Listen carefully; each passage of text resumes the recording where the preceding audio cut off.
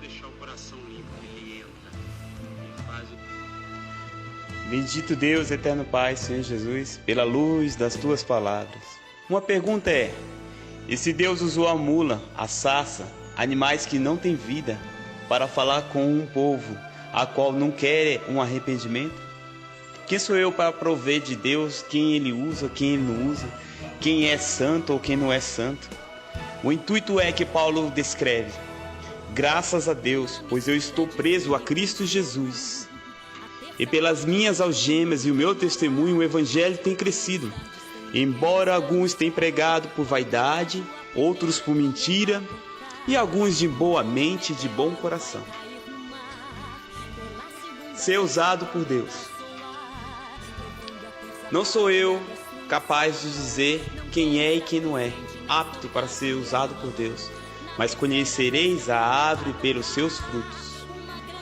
A pergunta é: estou sendo eu usado por Deus, pelo Espírito de Deus? Não sei, só sei que Ele é conhecedor das minhas palavras.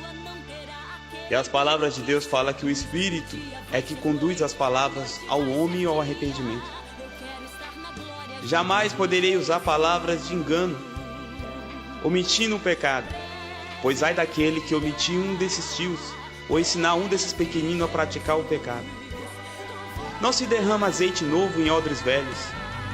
O azeite é a presença de Deus, e os odres são os vasos, aonde Deus deposita do seu Espírito para transmitir a sua palavra ao arrependimento.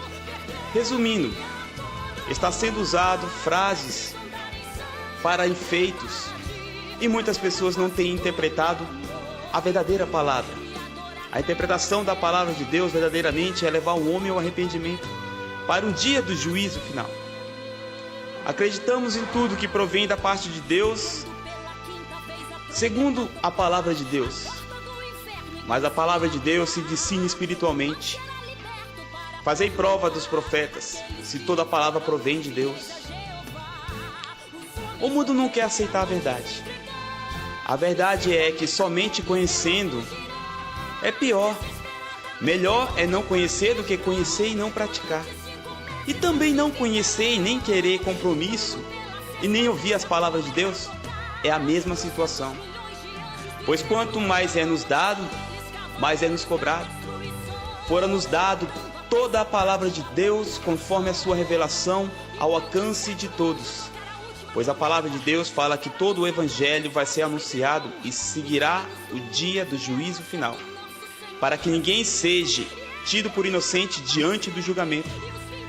Por isso que é um compromisso e uma obrigação de todos nós anunciar o Evangelho e o dia do juízo final, o reino dos céus, a vida após a morte, um lugar de eternidade, onde haverá alegria ou tristeza, conforme as suas obras. Temos que viver, não somente conhecer, porque há uma luta entre a carne e o espírito, e tem que querer.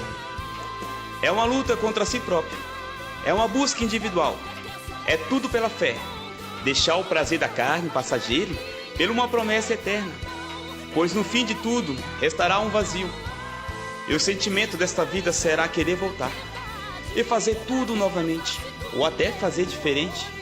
Mas ao homem foi determinado viver somente uma vez. Depois disso, segue o dia do juízo final. Tudo passará, mas o juízo existirá. A promessa do perdão está através de Jesus. Através de Jesus, todos nós somos justificados.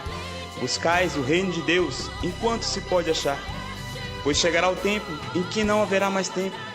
Se temos fé realmente que haverá um dia do juízo final, devemos mudar pela fé em Cristo Jesus, a confessar os nossos pecados e buscar do Espírito de Deus poder para vencer o mal.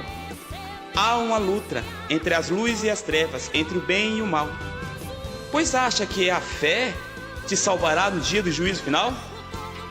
Porque a fé sem obras é morta. Eu creio no dia do juízo final, mas não vivo para este dia.